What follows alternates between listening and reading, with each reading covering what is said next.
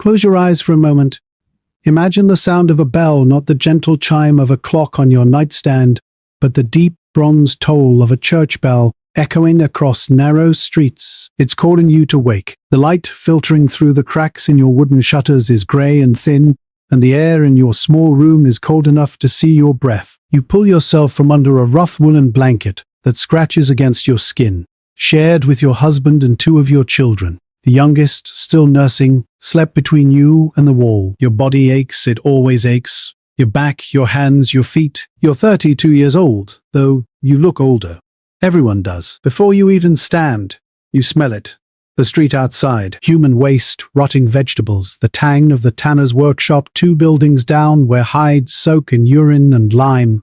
In summer, the smell is unbearable. In winter, like now, it's merely unpleasant. You've lived with it, you barely notice anymore. This is a medieval town. Not the romantic candlelit version you've seen in films, with maidens in velvet and knights on horseback riding through clean cobblestone squares. This is the real thing, the place where most people actually lived. And it was harder, so much harder, than almost anyone today can truly imagine. Welcome. I'm glad you're here. Tonight, we're going to walk through a day, a life, a reality that existed for centuries across Europe. We're going to talk about food that never quite filled your belly, work that ground your body down year after year, punishments that were swift, public, and brutal, diseases that took your neighbors, your children, your friends, without warning, and homes that kept out the rain, if you were lucky, but little else. This isn't a story meant to shock you or to make you feel grateful by comparison. It's something else. It's a chance to truly see the people who came before us, our ancestors, in blood or in spirit, and understand what they endured, to recognize their humanity, their resilience, and yes, their suffering. Because they were real, they laughed and loved and hoped, but they did it in a world that was unimaginably harsh. I want to be honest with you from the start. Some of what we'll discuss tonight is uncomfortable. Medieval life was not easy, and I won't pretend otherwise. But I'll also be gentle. This is a space for calm reflection, for learning, for letting your mind wander backward through time while your body rests in the present. If you're listening as you drift towards sleep, that's perfect. Let the words wash over you. Let history become a quiet companion. So take a deep breath, settle into your pillow, feel the softness of your sheets, the warmth of your blanket, the comfort of knowing that when you wake, there will be food in your kitchen and clean water from your tap. These are luxuries beyond imagination for the person you're about to become. If you enjoy calm history like these stories you can learn from while you rest, then you're welcome to like the video and subscribe. Only if it genuinely helps you. And if you feel like it, you can leave a comment telling me where you're listening from and what time it is there. Some people listen in the early hours, some at midday. It's always interesting to see where these quiet stories land. Now, let's begin. Imagine waking hungry and knowing you'll likely go to bed the same way. That's the first thing you need to understand about food in a medieval town. Hunger wasn't occasional. It wasn't something that happened when you skipped lunch or waited too long between meals. It was a constant companion, a dull ache in your belly that you learned to ignore because there was simply nothing to be done about it. You eat twice a day, if you're fortunate, once in the morning, after several hours of work, and once in the evening before dark. Some days, if work is scarce or the grain prices have risen again, you eat once. Your children eat first. Always. You scrape the bottom of the pot and give them what little extra there is, watching their thin faces as they swallow it down. What do you eat? Pottage. Almost always pottage. It's a thick stew, though calling it stew might be generous. You make it in an iron pot that hangs over your fire, onions if you have them, cabbage, perhaps a leek, some peas or beans if it's the right season, all boiled together with water and whatever grain you can afford. Oats, usually. Sometimes barley. The result is a grayish-brown porridge that tastes of very little except the herbs you might throw in. Parsley from the garden patch if it's growing, and a bit of garlic. You eat this same pottage every single day, for months, for years. There's bread, of course. Dark, heavy bread made from rye or barley, sometimes mixed with peas or even acorns when flour is scarce. It's dense and coarse, nothing like the soft wheat bread the wealthy eat. Often it's stale. You dip it in your pottage to soften it, to make it easier to chew. Your teeth are already bad. Everyone's are by the time they reach adulthood. The grit in the flour from the grinding stones wears them down. Abscesses are common. So is pain. Meat, is a rarity. Perhaps once a week on Sunday, if you've been to market, you'll have a bit of bacon or salt pork to flavor the pottage. A few times a year, on feast days, there might be a chicken or a piece of mutton. You remember those meals for weeks afterward. The taste of fat, of something rich and substantial. But most days, most weeks, there is no meat at all. Fish. If you live near water, or if the fishmonger's prices aren't too high, appear sometimes. Salted herring, dried cod, it's been preserved in so much salt that you have to soak it for hours before cooking, and even then it's almost inedibly salty. But it's protein, and protein is precious. Think about the last time you felt truly, achingly hungry. Not, I should eat something soon, hungry, but genuinely empty. When was it? How long did it last? An hour? A few hours? Now imagine that feeling stretched across days, weeks, entire seasons. There's a time every year called the hungry gap. It comes in late spring, just before the new crops are ready to harvest. The stored grain from last year's harvest is running low. It's been months since there were fresh vegetables, the preserved foods, the salted meats, the dried peas, the stored apples. This is when people starve. Not everyone, but enough. You see it in the faces around you, hollow-cheeked and grey. You feel it in your own body, the weakness, the way your hands tremble when you work. Children die during the hungry gap. The very old die. Anyone already weakened by illness or injury, you've lost count of how many springs you've buried someone you knew. And even when food is available, even in the good months after harvest when the markets are full, you can't afford variety. You've never tasted sugar. Never. It exists, you've heard of it, but it costs more than you'll. Spices like pepper or cinnamon. Those are for merchants, and no, you've never even seen them. Fruit is seasonal and brief. Apples in autumn if the crop is good. Berries in summer, picked wild from the hedgerows outside town. But fresh fruit doesn't last, and there's no way to preserve it except drying. So for most of the year, there is none. Your body shows the evidence of this diet. You're shorter than you could have been. Poor nutrition in childhood stunted your growth, as it does everyone here. You tire easily, your skin is often pale, your hair thin. Iron deficiency makes you weak. Vitamin deficiencies cause problems you don't have names for: bleeding gums, poor night vision, bones that ache. But you don't know about vitamins or nutrition. You only know that this is how life feels. Tired, hungry, enduring. When the hunger in your belly finally drives you from your bed, there's no time to sit and contemplate the day ahead. Work is waiting. Work is always waiting. Your husband leaves before dawn. He's a laborer, hired by the day at the town square where men gather hoping to be chosen for whatever construction or hauling or digging needs doing. Some days he's picked. Some days he stands there for hours in the cold and comes home with nothing, no work, no wages, no way to buy flour for tomorrow's bread. Those are the days when the worry sits heavy in your chest, when you calculate over and over how many days you can stretch the grain you have left. But today he was hired. He'll spend 12 hours carrying stones for a merchant's new warehouse, his back bent under weight that would horrify anyone in your time listening to this now. When he comes home tonight, he'll be too exhausted to speak.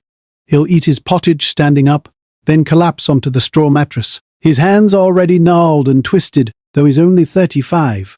He'll be old by 40 if he lives that long. Your work is different, but no less grinding. You're a washerwoman. 3 days a week, you walk to the river outside the town walls carrying enormous bundles of soiled linens from the households that can afford to pay someone else to clean them. The water is freezing, even in summer. In winter, you have to break ice at the edges to reach the flowing current underneath. Your hands are raw from scrubbing wool and linen in cold water, from wringing out heavy, sodden fabric, from the harsh soap made of ashes and animal fat that burns your skin. The soap never quite rinses away. Your hands crack and bleed. In winter, the splits in your skin go so deep you can see the red flesh beneath. You kneel on the rocks for hours, pounding the fabric against the stones to beat out the dirt, scrubbing until your knuckles are scraped raw. The work destroys your knees. Every washerwoman you know walks with a limp by the time she reaches middle age. The dampness, the cold, the constant kneeling, it gets into your joints and settles there like a permanent winter. Other women in town have different work, but it's all hard.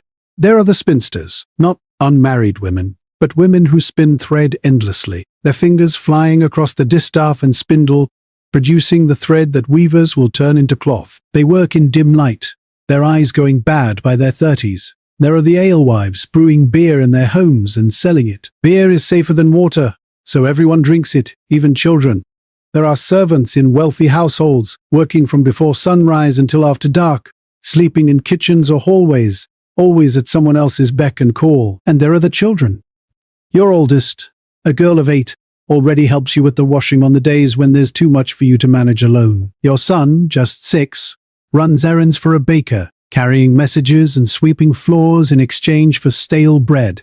This is normal, expected. Children are workers from the moment they're strong enough to be useful. Childhood, as you understand it now in your modern world, doesn't exist here. There's no school, no playtime set aside, no protection from the adult world of labor and hardship. The apprentices have it worse, perhaps. Boys as young as 7 are sent to live with craftsmen, shoemakers, blacksmiths, carpenters to learn a trade. They're bound by contract, essentially owned by their masters for 7 years or more. They sleep on workshop floors. They work 16, 18 hours a day. They're beaten regularly. It's considered part of. Some masters are kind. Many are not. There's no recourse. An apprentice who runs away can be hunted down and punished publicly, dragged back and beaten again as an example. No one speaks of workplace safety because the concept doesn't exist. Your neighbor lost 3 fingers to an axe last year. He can't work as a carpenter anymore, so now he begs. A boy you knew died when a badly secured load of timber fell on him at the docks. The merchant who employed him paid for the burial. That was considered generous. There was no compensation for the family, no investigation, no one held responsible. Accidents happen. People die. Life continues. There are no weekends, not as you know them. Sunday is a day of rest, technically. You're expected to attend church, but there's still water to carry, fires to tend, food to prepare, animals to feed if you're lucky enough to have a pig or some chickens in your tiny yard. And if you're behind on work, if a wealthy client needs their linens cleaned urgently, Sunday becomes just another workday. The priest might scold you for it, but empty bellies matter more than ecclesiastical rules. Your identity is your work. You're not a person who washes clothes. You are a washerwoman, completely and entirely. Your husband isn't a man who labors. He is a laborer. This is medieval society, rigid, hierarchical, fixed. You were born into your station, and barring some extraordinary circumstance, you'll die in it. Your children will inherit it. Your daughter will likely be a washerwoman. Your son, a laborer. The idea that they might choose their own path, become something different, rise above their circumstances, it's not even a dream. It's simply impossible. The weight of labor isn't just physical, though your body certainly carries the evidence, the bent spine, the scarred hands, the permanent exhaustion that lives in your bones. It's psychological too, the knowledge that this is all there is, that tomorrow will be the same as today, and next year the same as this one, that you will work until your body fails, and then you will depend on charity or your children, or you will simply die. But you don't think about this most days. You can't afford to. There's work to be done. The sun is already climbing higher, and those linens won't wash themselves. I'd love to hear what surprised you most about medieval work. Leave a comment if you're listening before sleep claims you. Sometimes it helps to share these thoughts, to connect across time and space with others who are wandering through history alongside you. Justice came swiftly in medieval towns, but mercy was rare. You've seen it yourself more times than you can count. The stocks in the town square, wooden frames with holes for wrists and ankles, where people are locked in place for hours or even days. Sometimes theft. Sometimes selling bread that was underweight. Sometimes simply speaking too freely, too boldly, in a way that offended someone with power. The punishment isn't just the physical discomfort of being bent and locked in that awkward position, unable to move, unable to relieve yourself, unable to shield your face from the sun or the rain. It's a humiliation. That's the point. You're displayed in the busiest part of town where everyone can see you, people, your neighbors. The baker where you buy bread, the priest from your church. Children throw things, rotten vegetables, mud, sometimes stones. Adults jeer and mock. Your shame becomes entertainment. You witnessed a woman in the stocks last month. Her name was Agnes. You knew her slightly. She lived 3 streets over. Her crime was scolding her husband too loudly, too publicly. A neighbor reported her. The magistrate ordered 1 day in the stocks. You saw her there when you passed through the square on your way to the river. Her face was red with shame and tears. Someone had thrown eggs at her. The yolk was dried on her hair and clothes. You looked away quickly, hurrying past, because you knew it could just as easily be you someday. For women, there are special punishments.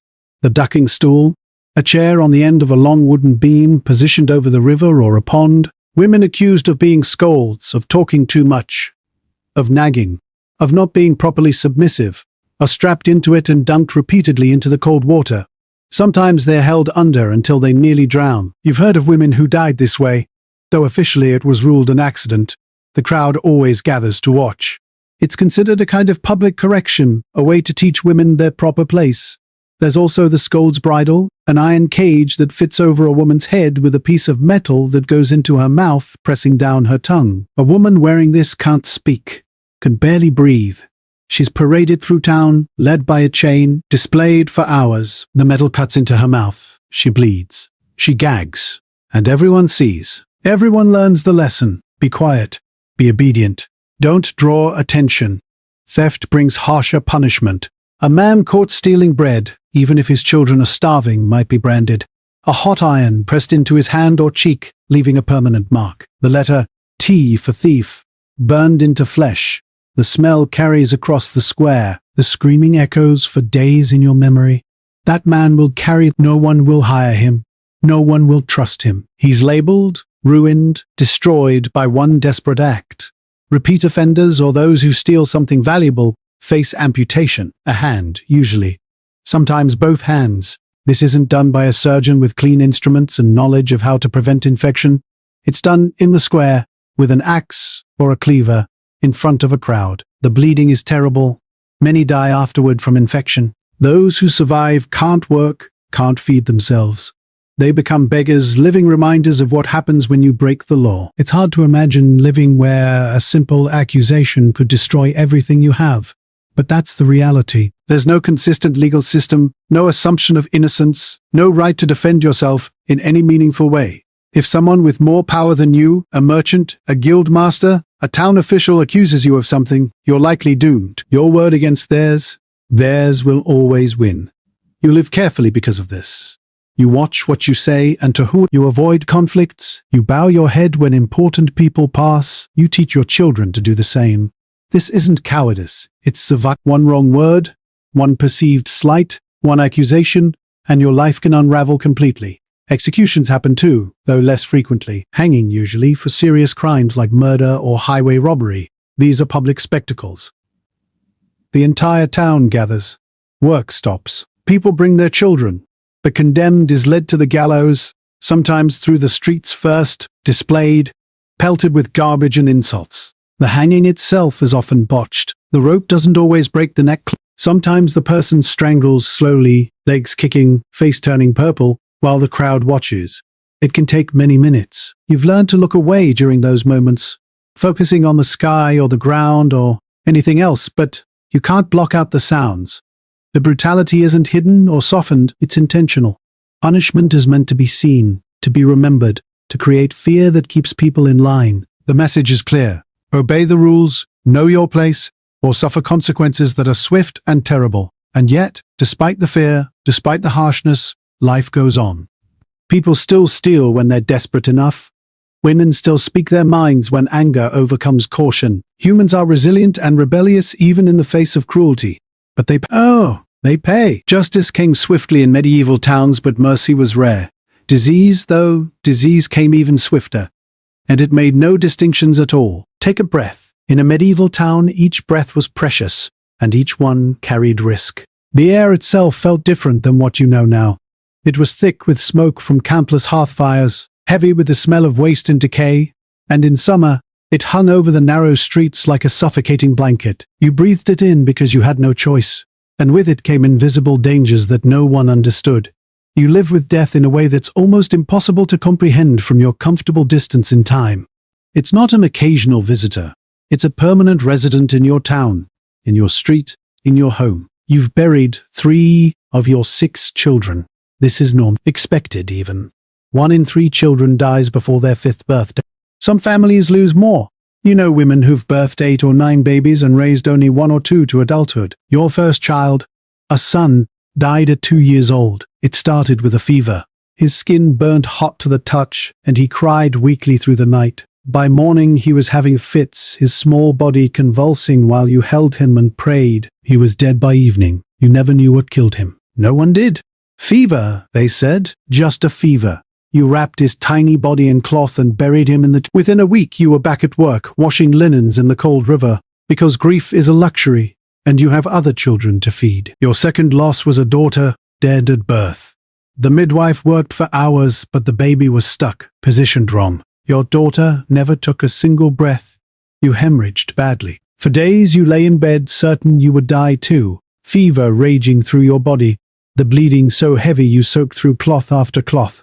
But somehow you survived. The midwife said you were lucky. You're not sure lucky is the word you'd use. You can't have more children now. Something was damaged inside you during that birth. In a way, this too is lucky. Childbirth is one of the most dangerous things a woman does. You know 4 women who died that way, bleeding out or succumbing to the fever that so often follows. Your third child, another son, made it to 7 years old. The dangerous years were past. But then came the coughing. Deep, rattling coughs that shook his small frame. He grew thinner and thinner, his skin going pale and waxy. He coughed up blood. Consumption, people whispered. The wasting disease. You watched him fade over months, unable to do anything except hold him and try to make him comfortable. Near the end, he was so light you could lift him like an infant. He died on a cold March morning, and you felt both devastated and relieved that his suffering was over. Everyone has stories like this. Every family you know has buried children, parents, siblings. The woman next door lost her husband last year to a wound that went bad. He cut his leg while working. A simple accident, the kind that happens all the time. But the wound became infected, red and swollen and oozing pus that smelled of rot. Within days, fever took hold. Within a week, he was dead, delirious and thrashing, his leg blackened and grotesque. There was nothing to be done, no treatment that worked, no understanding of infection or bacteria or antiseptics. You could only watch and wait and hope, and most of the time, hope wasn't enough. The plague comes and goes, not every year, thank God, but often enough that everyone lives with the fear of it. When it arrives, it tears through the town like a wildfire. You see the signs, the swellings in the neck and groin, the black spots on the skin, the fever and delirium. Entire households die. The bodies pile up faster than they can be buried. The church bells toll constantly for the dead, until finally they just stop ringing because there aren't enough healthy people left to pull the ropes. During the last outbreak 3 years ago, your street lost half its residents. The family is 2 doors down, all dead within a week. Father, mother, 3 children, the grandmother who lived with them, all gone. You remember the silence afterward, eerie and complete. No children playing, no voices calling out greetings, just emptiness and the smell of burning, because they tried to cleanse the houses with fire and smoke, thinking it might stop the spread. You survived that outbreak, though you don't know why. Some people seem immune, while others die within days of the first symptoms. There's no pattern anyone can discern. The physicians talk about bad air, about imbalances in the humors, about God's judgment. None of it helps. None of it saves anyone. Dysentery sweeps through regularly, especially in summer when the heat makes everything worse. The cramping, the bloody flux, the dehydration that leaves people too weak to stand. Children are especially vulnerable. You've seen toddlers waste away in days, their bodies unable to retain any water, dying slowly of thirst even as they're given liquid to drink. It pours right through them, and they shrivel like plants in drought. The water itself is suspect. The town well sometimes runs foul. You can smell it, taste the wrongness of it. But what choice do you have? You drink it, or you die of thirst. You give it to your children. You cook with it. And sometimes people get sick from it. Sometimes they die. You've learned to prefer beer, even weak small beer, because somehow it seems safer. You don't know why? No one does. But you trust your instincts and the collective wisdom of women who've survived this long. Smallpox comes too. You had it as a child and survived, your face now marked with the scars that prove it. Your daughter caught it 2 years ago. You nursed her through the fever and the terrible rash that covered her body, the pustules that oozed and crusted. She lived, but her face is scarred now, and you know it will affect her prospects for marriage. Beauty matters when you have nothing else to offer, and smallpox steals beauty without mercy. Tuberculosis, the White Death, the consumption is everywhere. That rattling cough, that slow wasting away. It takes people over months or years, hollowing them out from the inside. There's no cure. Nothing that helps. You watch people you know grow thinner and paler and weaker until one day they simply don't wake up. If you enjoyed this journey through medieval life and want to explore more of these untold stories, consider subscribing. There's so much more history to discover together, so many more voices from the past waiting to be heard. Your support helps keep these stories alive. The psychological weight of all this death is something you carry every single day. You never take for granted that your children will be alive tomorrow. Every morning when they wake is a small gift. Every night they survive is a quiet victory. You love them fiercely, desperately, but you also hold back a part of your heart because you know that they might be taken from you at any moment. This is the bargain medieval life forces on you. Love fully, while also preparing constantly for loss. You don't speak of it often. There's no vocabulary for this kind of grief. No therapy or counseling. You pray. You work. You endure. You find comfort where you can. In your surviving children. In your husband's presence beside you at night. In the small community of women who understand because they've all lost just as much. When work finally ended, you'd return to walls that offered shelter, but little comfort. Home. The word conjures something different for you now listening to this in your own time than it means in your medieval life. Home is warmth and safety, privacy and rest. Or at least, that's what it should be. In your medieval town, home is simply the place where you sleep, where you keep what little you own, where you retreat when the weather is too fierce to work. But comfort? That's not something these walls provide. Your house is timber-framed, one of dozens pressed together along a narrow street. The buildings lean against each other for support, their upper stories jutting out over the lane below, blocking what little sunlight might reach the ground. The result is a dark, cramped canyon of wood and plaster, where the sun rarely penetrates and the air barely moves. You share this space, 2 rooms, perhaps 15 feet by 20 in total, with your husband and your 3 surviving children.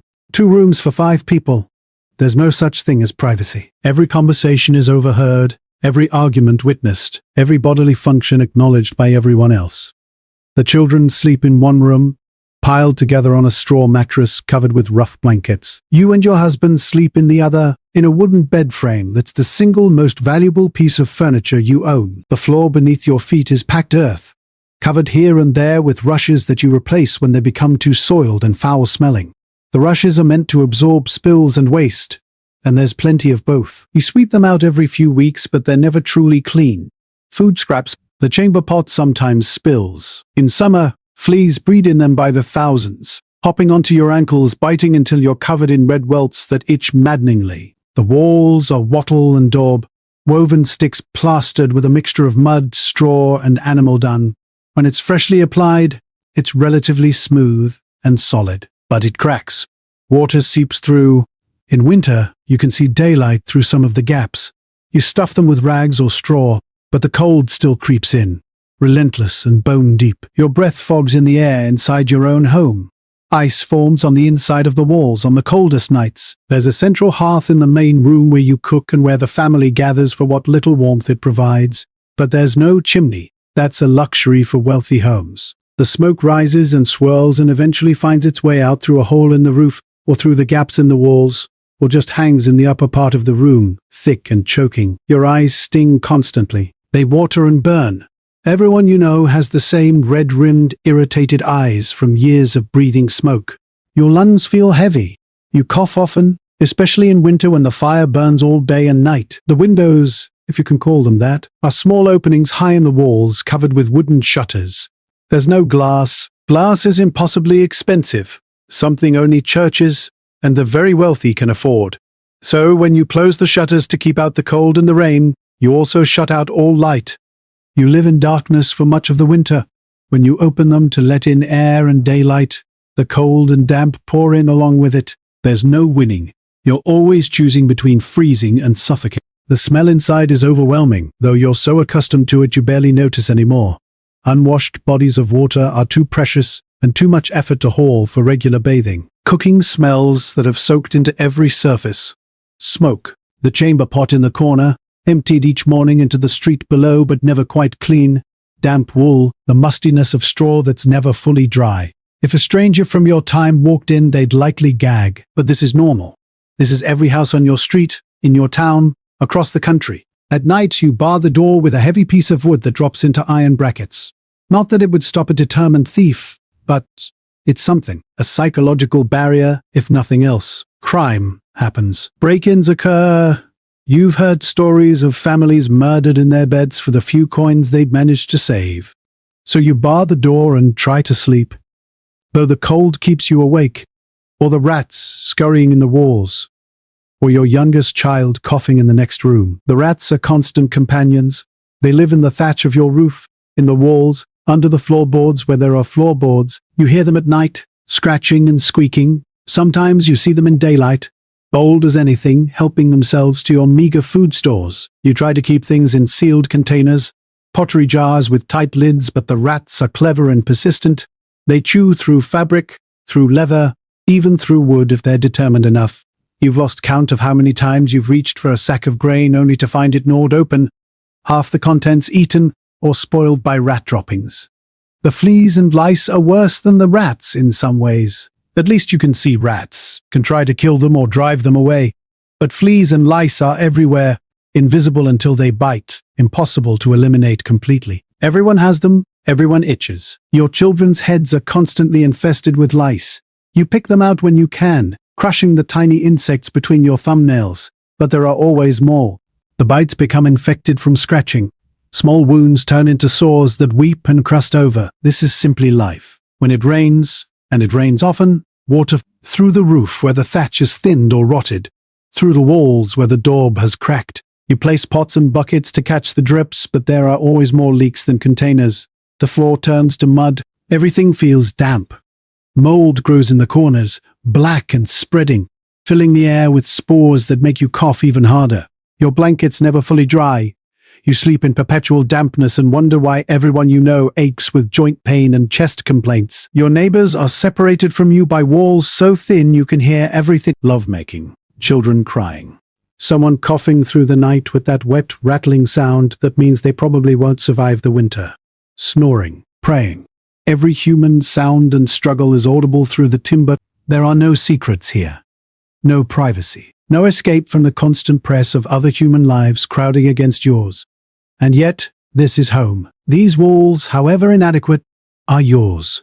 You've lived here for 12 years, since your marriage. Your children were born here. You've cried here and laughed here and simply survived here, day after day, year after year. When you close the door at night and settle onto your straw mattress, there's a kind of peace in knowing you have this space, however small and cold and uncomfortable it might be. You have walls. You have a roof. Many people have less. The bell tolls again. The same bronze sound that woke you this morning now marks the end of the day. The sky beyond your shutters is darkening, the grey light fading to black. You've endured. You've survived another day in a life that asks everything you've...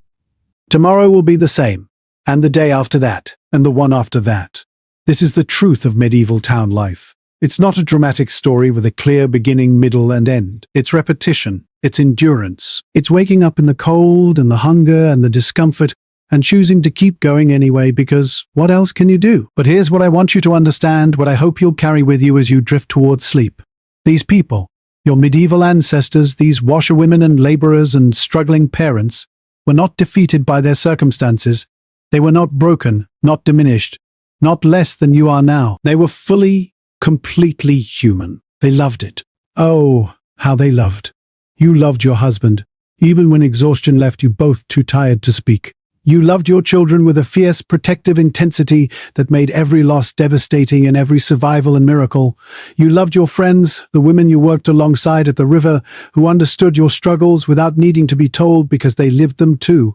Love existed in a medieval town just as powerfully as it does in your world now. Perhaps even more so because it had to survive in such harsh soil. They laughed. Despite everything, hunger, the cold, the constant threat of disease and punishment, people found joy. Feast days brought moments of celebration rare and precious. A successful market day meant good food for once. A wedding in the neighborhood meant music and dancing, however briefly. Children played in the streets, inventing games with nothing but sticks and stones and imagination. Humor existed. Jokes were told. People smiled and teased each other and found lightness even in dark times. They hoped. You hoped the next harvest would be better than the last. You hoped your husband would find steady work. You hoped to live long enough to see grandchildren. These hopes were often disappointed, but that didn't stop you from hoping. Hope is a particularly human form of defiance, a refusal to let circumstance dictate your inner life. And they were strong, not in the dramatic, heroic way stories portray strength, but in the quiet, persistent way that actually matters. Strong enough to wake up when everything hurts. Strong enough to work when you are hungry. Strong enough to bury a child and then care for the ones who survived. Strong enough to keep going when keeping going seemed impossible. It's easy to look back at medieval life and feel pity, or horror, or gratitude that we don't live that way anymore.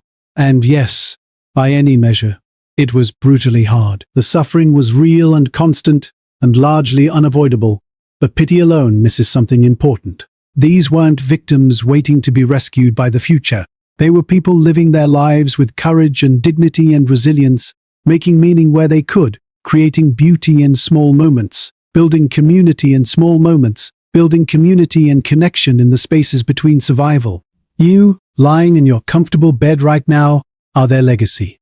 Their struggles, their survival, their persistence through unimaginable hardship, that's why you exist. Every ancestor who made it through medieval disease and hunger and hardship, who lived long enough to have children, who lived long enough to have children, brought you closer to being. You carry their resilience in your bones, their strength in your blood. When you think about medieval life, I hope you'll remember not just the hardship, but the humanity. Remember that behind every statistic about mortality rates and malnutrition, there were real people with names and faces and dreams. Remember that they endured so much, and somehow, impossibly, they also lived. They celebrated their small joys, mourned their losses, loved their families, and kept going. The world has changed enormously since then. We have conquered many of the diseases that killed them. We've built systems, imperfect but real, to prevent starvation and provide shelter. We've created comforts they couldn't have imagined. And that's good. That's progress worth celebrating. But we haven't fundamentally changed what it means to be human. We still love and hope and struggle and endure. We still find meaning in connection with others. We still face our own forms of hardship, different but no less real. So as you close your eyes tonight, as your breathing slows and sleep begins to claim you, take a moment to honor those who came before, the washerwomen and laborers, the mothers who buried children and kept loving the ones who survived, the fathers who worked themselves to exhaustion, the children who grew up too fast in a world that demanded too much. They were here. They mattered. They lived and loved and suffered and persevered, and in a way that transcends time and circumstance, they were not so different from you and me.